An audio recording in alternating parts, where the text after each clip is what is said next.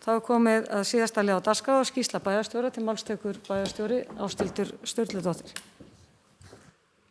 Forseti, ágætu bæjarfulltrúar. Í byrjun mánaðarins þá átti ég ásamt starfsfólki og formanni bæjarráðs kynningafund með fulltrúum fyrirtæki sem þróað hefur stofnframlagsverkefni til íbúðabygginga meðal annars á Bíldudal, Sauðárkróki og Seyðisfirði. Og þetta var ákaflega áhugavert. Þetta eru hús sem eru flutt inn að norskri fyrirmynd, þannig að þetta var mjög áhugavert verkefni. Miðvikudaginn 3. febrúar þá var haldinn auka aðalfundur Arctic Mayors Forum þar sem reynt var að skyggnast inn í framtíðina.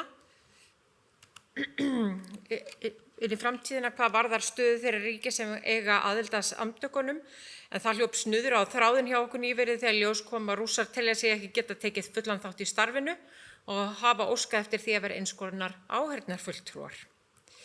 Fimmtudaginn 4. febrúar heimsótti ég Hlíðarfjall til að skoða aðstæður, en það er gríðarlega aðsókn að fjallinu þessa mundir og það var uppselt síðustu helgi og verður uppselt næstu helga líka þegar skólafrí eru á höfuðborgarsvæðinu og eins og fram hefur komið í fréttum þá fór miðasölukerfið á hliðina í gær þegar opnað var fyrir sölu á miðum helgina og í næstu viku.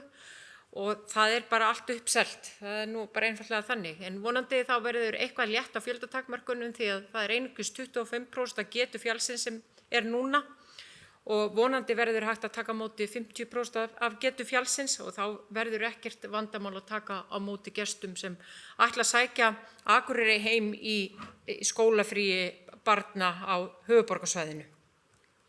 Þennan sama dag, 4. febrúar, þá átti ég fund með borgarstjóranum í Reykjavík og umhverfisráðherra almenningssamgöngur í landinu og þá var eigendafundur Norðurorku haldinn föstudaginn 5. febrúar.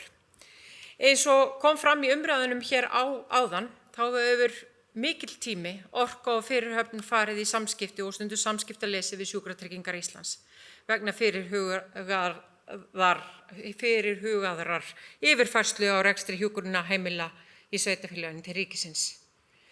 Og ég held að það hafi svo sem allt verið sagt þarna áðan en ég get alveg tekið undir það að ég er sannfærð það að það fyrir alla aðila þá þarf að vera samþætt þjónusta milli félagsþjónustu og hjúkrunarþjónustu við aldraða í landinu. Og þannig fáum við mest fyrir peningana og ég held að það skipti miklu máli að það verði farið í að skoða þjónustuna heildstætt og ekki út frá því hver á að borga, byrja á því að greina hver þjónustan á að vera og hvernig við viljum hafa þetta og síðan að ákveða hvernig greiðsluþátttökunni verður skipt. Því að ég er sannfærð að það er hægt að ná betri þjónustu, ná fram betri þjónustu á hagkvæmara verði. En eins og ég sagði ykkur áðan þá fengum við utanaðkomandi aðila lögmann frá Logos til þess að gæta hagsmuna Akureyrarbæjar og það er raun og veru algjör þrautavari að gera slíkt.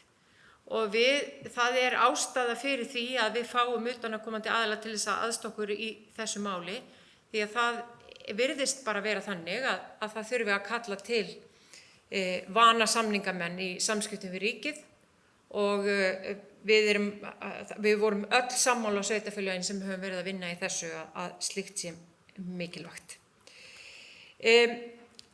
Ég vil einnig nefna eins og ég svo sem nefndi áðan 11. febrúar þá átti ég að hafa góðan fund með forstöðumönnum og stjórnendum hjá ÖA þar sem fólk var upplýst stöðu mála og afstöðu Akureyrarbæjar í öllu þessu ferli og það var afar gagnlegur fundur. Áður hafði ég sent bréf til allra starfsmanna öldrunarheimilina þar sem var farið yfir málið. Loks vil ég geta þess að þriðjudaginn 9. febrúar áttum við öflugan fund með strategíu starfsháttarbreytingar hjá sveitarfélaginu og föstudaginn 12. febrúar var undirritað nýr samstarfssamningur við Fjölsmiðjuna það mikilvæga starf sem þar fer fram. Og þann sama dag var haldinn á Borgum mikilvægur samráðsfundur norðurslóðasamstarf á Akureyri í kjölfar þess að norðurslóðanetið var valið áhersluverkefni hjá SSNE með umtalsverðum fjárhagslegum stuðningi. Ég held að þetta sé svona helstu atriðin í verkefnum síðastliðinna 2 vikna en eins og ég sagði áðan meiri hlutin af mínum tíma fer í að huga að yfirfærslu á rekstri öldrunarheimilanna yfir til nýs aðila.